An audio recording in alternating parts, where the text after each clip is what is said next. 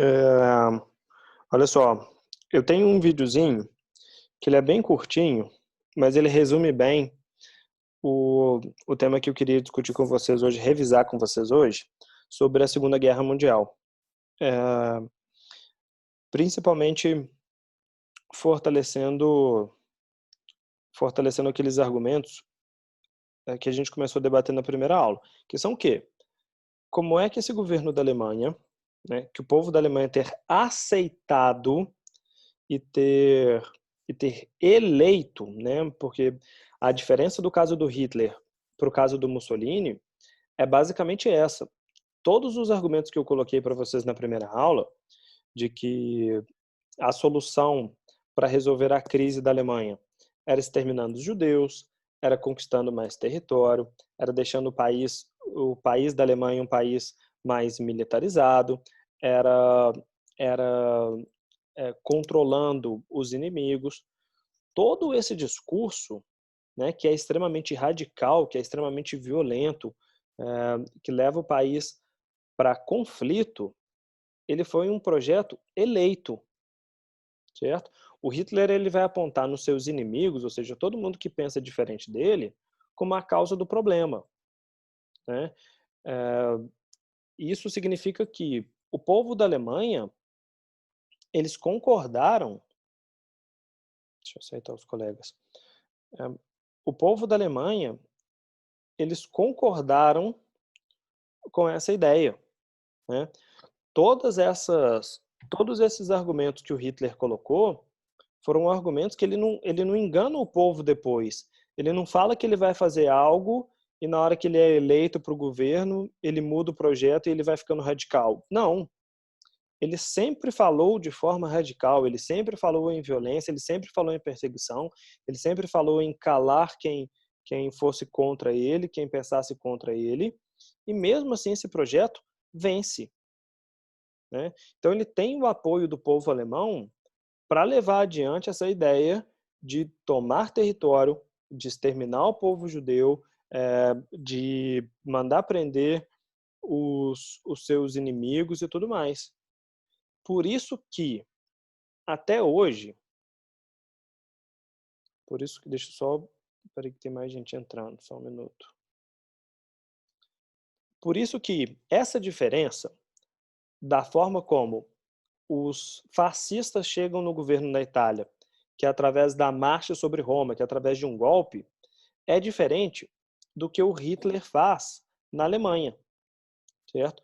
O Hitler na Alemanha, ele é eleito, certo? Ele consegue ganhar pelo voto popular, ele coloca a culpa do inimigo, né? Ele faz até uma manobra. Oi, Zamara, se eu não me engano, foi você que tinha perguntado isso na semana passada. Um episódio que o Hitler se aproveita e coloca a culpa nos seus inimigos para chegar no poder. O próprio Hitler, para ele se tornar um ditador e governar sozinho, olha a ironia, certo? Ele é eleito para levar esse projeto adiante, esse projeto de violência, esse projeto de perseguição, esse projeto de anexação de territórios. Ele é eleito, e isso é uma vergonha até hoje para o povo alemão, certo? Até hoje os alemães eles se sentem culpados, certo? Tem monumento, eles nunca esquecem, eles são sempre muito lembrados para nunca mais deixar isso ocorrer. E de como é que aquela... Vocês já ouviram aquela expressão de que a maioria tem sempre razão? Vocês já ouviram falar nessa frase, nesse ditado? Que a gente tem que ouvir a maioria porque a maioria ela tem razão, né? O episódio do nazismo prova pra gente como é que essa frase ela tem problema, certo? Por quê? Porque a maioria teve voz, a maioria votou, a maioria escolheu um projeto, mas esse projeto não tinha razão nenhuma. Então, o caso do nazismo, ele mostra pra gente, galera, como é que a maioria também erra, né? Que nem sempre a gente tem que ouvir e seguir a vontade da maioria, porque essa maioria ela pode ser manipulada, ela pode ser enganada, ela pode ser maldosa. Então, nem sempre a vontade da maioria das pessoas significa uma vontade positiva. sacou? Nem sempre a maioria quer caminhar para frente. Às vezes a maioria ela quer justamente trazer mais violência e só pensar nela. O Hitler, então, ele usa esse episódio. O Hitler usa esse episódio das eleições, né, e da existência de um grande inimigo, porque ninguém sabe quem que é esse inimigo. Olha como é que as pessoas elas vão caindo nesse conto, né? Tudo que está tendo problema, o Hitler culpa os judeus. E ele fala o seguinte: os judeus. Tá, mas quem viu? O que eles fizeram? Não, nada. É só deles existirem, eles são os inimigos, eles estão errados. Enquanto eles estiverem existindo, a nossa democracia, a nossa eleição tá tudo sobre risco. Os judeus, os comunistas, é, a população negra, os ciganos, eles querem tomar o poder, eles querem fazer uma ditadura. Aí sabe como é que o Hitler resolve esse problema? Fazendo uma ditadura dele mesmo. Olha, olha, olha, não vou nem dizer a ironia, mas olha a maldade nisso, certo? Ele culpa os seus inimigos de estarem fazendo algo e ele faz justamente o que ele está combatendo. Percebem? Para não deixar o país virar uma ditadura, ele cria uma ditadura. E dentro desse projeto, o povo alemão apoia, o povo alemão aceita, o povo alemão entrega dinheiro, o povo alemão cumpre as ordens, param de questionar. Isso é sempre um perigo. A gente nunca pode parar de questionar, galera. A gente nunca pode ser fã de político, de qualquer partido, de qualquer ideal. A gente sempre tem que estar questionando o que aquelas pessoas estão fazendo, como é que elas estão tratando, principalmente quem elas não apoiam, certo? Porque convencer quem é seu apoiador é muito fácil. Mas para resolver um problema de um país inteiro, você precisa que todo mundo esteja no mesmo lado, certo? Então você precisa conseguir convencer e tratar bem quem não gosta de você, quem não concorda com você. Como é que você faz para integrar aquelas pessoas, né? Você tem duas formas: ou você usa a violência ou você cria um bom projeto para acolhê-los. E aí, de novo, fica aí a dica, fica aí o questionamento de como é que vocês vão tratar esse assunto. Pois bem, uma vez no governo alemão, esse projeto do Hitler de investir em armamento, investir num país militarizado, investir na perseguição aos judeus e aos comunistas e investir na ideia de que quanto mais território a Alemanha tiver, melhor vai ser a vida do povo alemão, levam à eclosão, ou seja, levam ao início da Segunda Guerra Mundial. E aí a gente tem duas fases. Eu vou passar para vocês um videozinho bem rapidinho. Ele nem é vídeo das batalhas em si e tudo mais. Isso depois eu posso até mandar os links para vocês lá no grupo depois. Quero ver se vai dar certo esse vídeo, tá? Porque eu queria que vocês observassem que a Segunda Guerra Mundial ela tem duas fases, certo? A primeira delas é que a gente chama de expansão do eixo. Um lado da guerra em que Alemanha nazista, Itália fascista e Império japonês ganham muita força, né? Eles começam os ataques, eles tomam território, usam a riqueza desses outros territórios para melhorar ainda mais os seus exércitos e tentarem conquistar a Europa inteira e o mundo, certo? E essa é a primeira fase, onde esses grupos têm vantagem, né? Saem na frente, tomam muita coisa, conquistam e vencem muito batalhas, principalmente por conta do exército nazista, que são os mais fortes, né? Desses três países, o nazismo é o que está mais avançado no armamento, na parte de combate. A estratégia do Hitler ela é muito forte nesse começo da guerra. Ela é chamada de Blitzkrieg, que é guerra relâmpago, ou seja, ele levava toda a sua força ao mesmo tempo para o mesmo lugar, não deixa o inimigo se preparar, não deixa o inimigo se defender, movimenta muito rápido, né? Ou seja, uma hora ele ataca uma cidade, conquista a cidade, os inimigos acham que eles vão descansar, que eles vão se preparar para a próxima, e na verdade não acontece isso.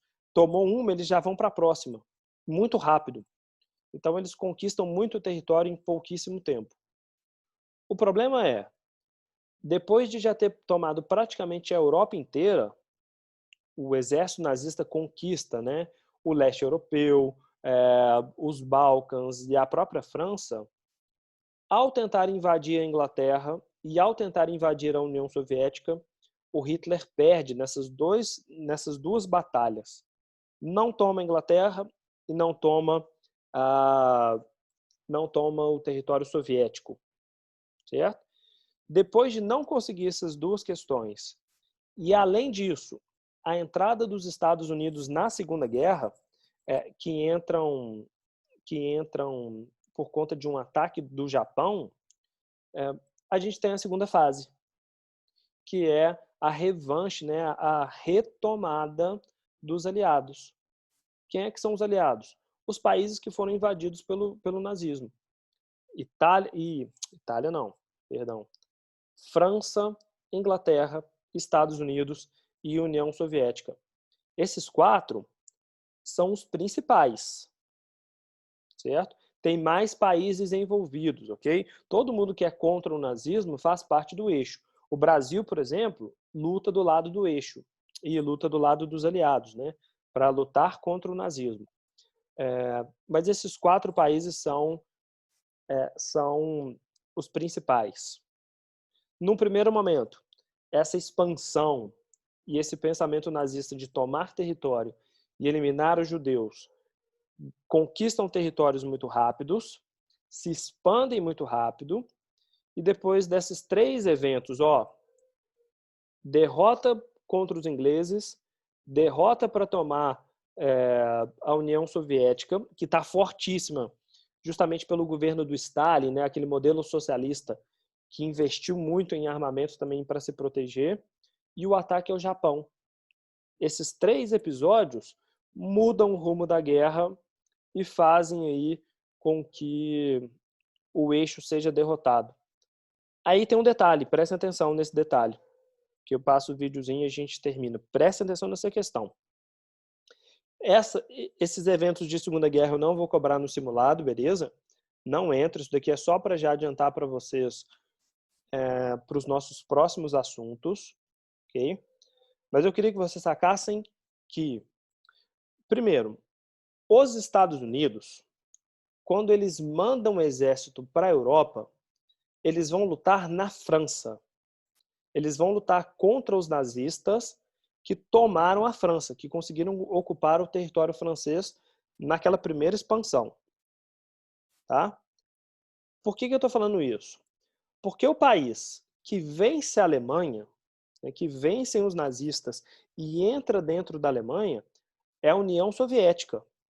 São os soviéticos que conseguem tomar o território da Alemanha. E por que isso daí vai ser importante? Porque assim que terminar a Segunda Guerra Mundial, já vai começar uma outra guerra. Vocês já ouviram falar na Guerra Fria? A Guerra Fria a gente vai estudar ainda, beleza? A Guerra Fria vai ser um conflito entre dois blocos que participaram do mesmo lado, entre União Soviética e Estados Unidos. Esses dois países estão lutando contra o nazismo. E assim que esse nazismo for derrotado, esses dois países vão lutar um contra o outro. Por quê? Porque eles acreditam em modelos diferentes de política. Um é capitalista, os Estados Unidos, e o outro é socialista, que é a União Soviética. E o fato de quem venceu, prestem atenção nisso, quem venceu a Alemanha, quem conquista o território alemão, serem os soviéticos, transforma a União Soviética na maior potência do período. Por quê? Porque o maior inimigo de todos é o nazismo. Se foram os soviéticos que conseguiram conquistar o território nazista, eles acabaram de se tornar os mais fortes. Correto? Só que os Estados Unidos não podem aceitar uma situação dessa. Por quê? Porque para eles significa perderem força. Os norte-americanos querem ficar na posição principal, querem que o seu modelo, que o seu exemplo, que os seus ideais sejam mais fortes do que o socialismo. Só que o socialismo está com moral. Por quê? Porque ganhou de um grande inimigo, que é o nazismo. certo? Para tentar equilibrar essa situação, né, para tentar ganhar um pouquinho de vantagem, o que os norte-americanos vão fazer?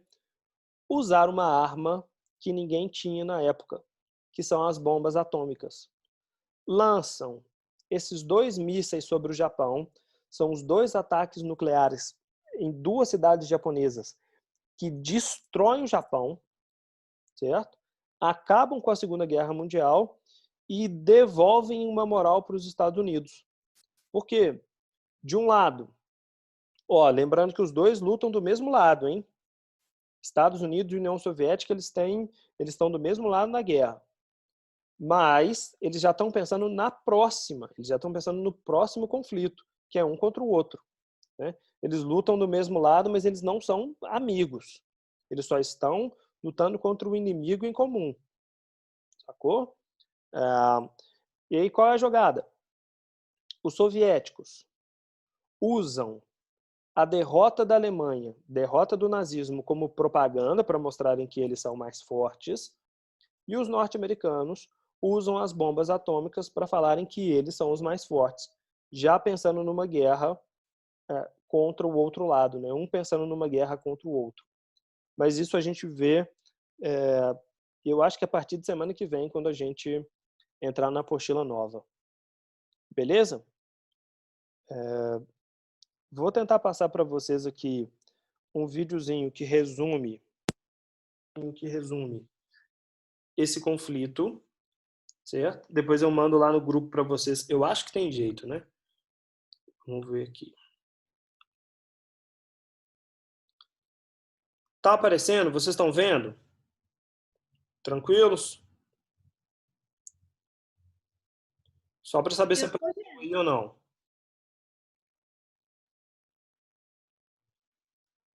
Tô vendo. Estão vendo, né? Ótimo.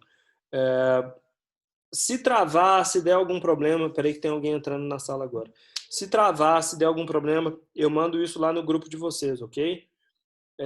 Esse vídeo ele vai trabalhar só com esse mapa para vocês entenderem como é que o terceiro Reich, né, que é o nazismo, como é que ele se expande e depois como é que ele é derrotado, como é que ele vai perdendo territórios, para vocês verem o tamanho desse conflito todo, ok? Eu vou fechar meu vídeo aqui para tentar travar menos. Meu áudio está aberto, ok? Se agarrar, vocês não se preocupem que eu já mando lá, tá bom?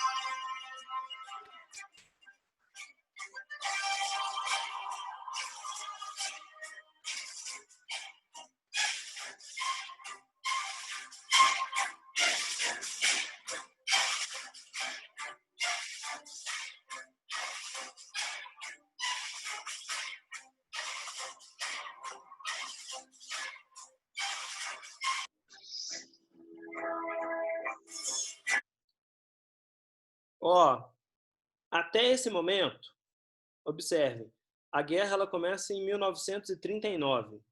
São quase 2 anos de guerra em que os nazistas e os fascistas eles são praticamente imparáveis. Olha só, eles tomaram praticamente a Europa toda.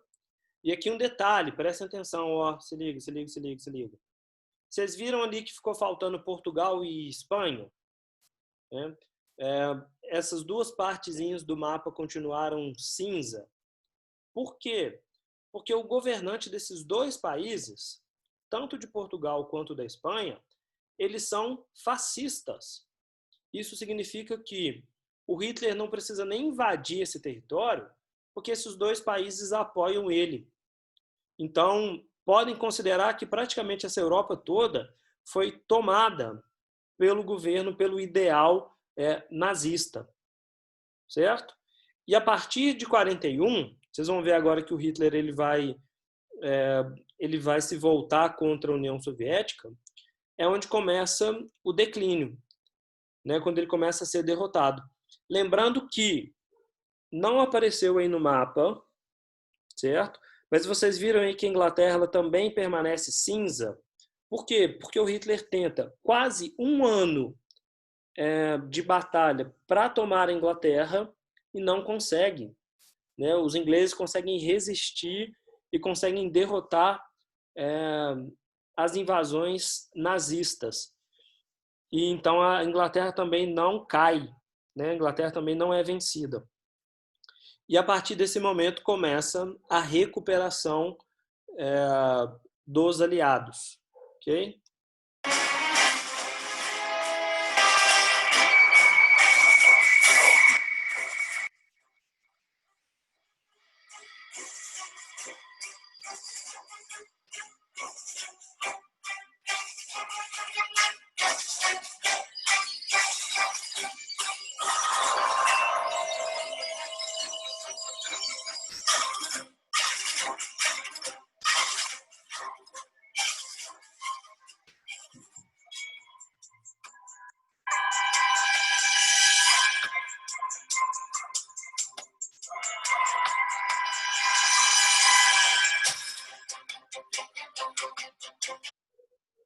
Ó, prestem atenção que esse dia D é uma união dos exércitos da Inglaterra e dos Estados Unidos para livrarem a França. Essa é a participação dos Estados Unidos na Europa, beleza? Os Estados Unidos eles lutam na França, né? Ela está ocupada pelos nazistas, eles lutam contra os alemães, mas eles não chegam no território alemão, tá? Os soldados americanos e os soldados ingleses não chegam até a Alemanha. Quem chega até a Alemanha vai ser a União Soviética, tá?